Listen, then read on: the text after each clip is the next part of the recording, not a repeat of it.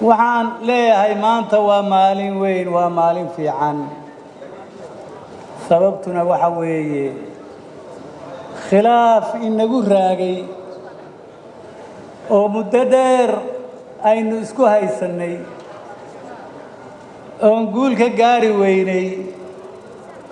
ayaa maanta halkan ku gabagaboobay oo aynu ku heshiinay inaynu doorasho qaran oo loo dhan yahay qabsanno waxaan mahad u celinayaa dadkii ka qayb galay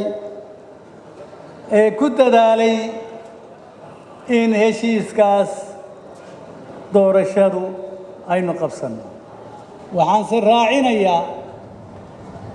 in heshiiska aynu gaarnay maanta ee ah doorasho inaynu galno aan guul ka gaarno oo si cadaalad ah oo madax bannaan oo xor ah aynu ku gaarno intaa kolkaan idhaahdo waxaan rabaa dhallinyarada Soomaaliyeed oon arkaayo xoogga ay leeyihiin oo boqolkiiba bulshada Soomaaliyeed ay yihiin kolkay ugu yar yihiin boqolkiiba 75 hal eray baan odhanayaa dalkeenna dhibta ugu weyn ee haysataa waa qabyaalad weyn idinku eedayn maayo sababta waxa weeye ka idinku weyn ee 40 jirka ahi haddee dawlad muu arag oo kolkuu ugu weynaa da'daasi 10 jir buu ahaa waxaad dhalateen dhammaantiin iyadoo aynaan dawlo lahayn oo ay ka daran tahay dagaallo reer hebeluuni ay jiraan waxaan shaki ku jirin inay saameyn weyn idinku leedahay laakiin codsigaygaan caawa idiin soo jeedinayaa waxa weeye walaalayaalow Soomaalinimo midnimo isku dubnaantiin oo adiidaan in laydin qaybiyo qabaa'il laydin qaybiyo la isku kiindiro inaad diidaan weeye arrintaas markaan sidaa leeyahayna ereygaas siyaasiyiintu u socda ugu dambayn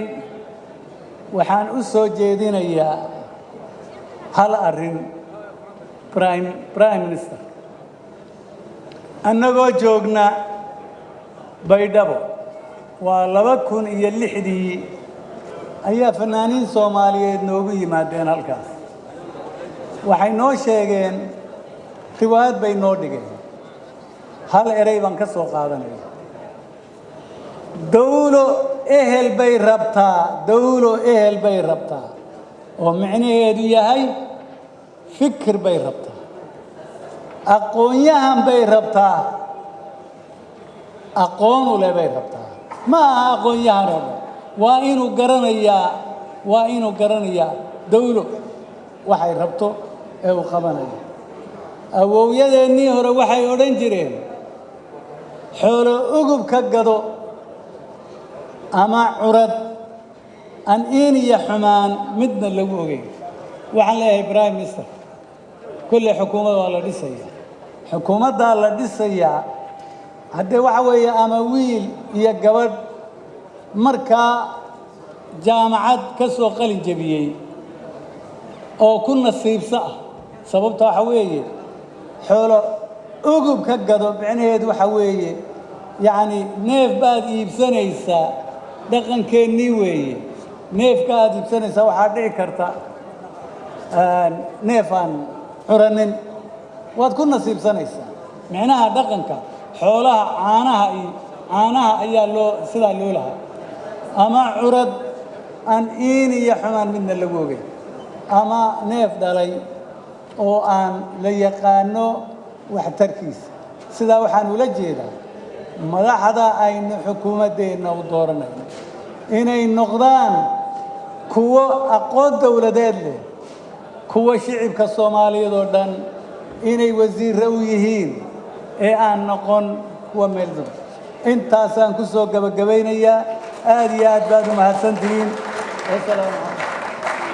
calaykum.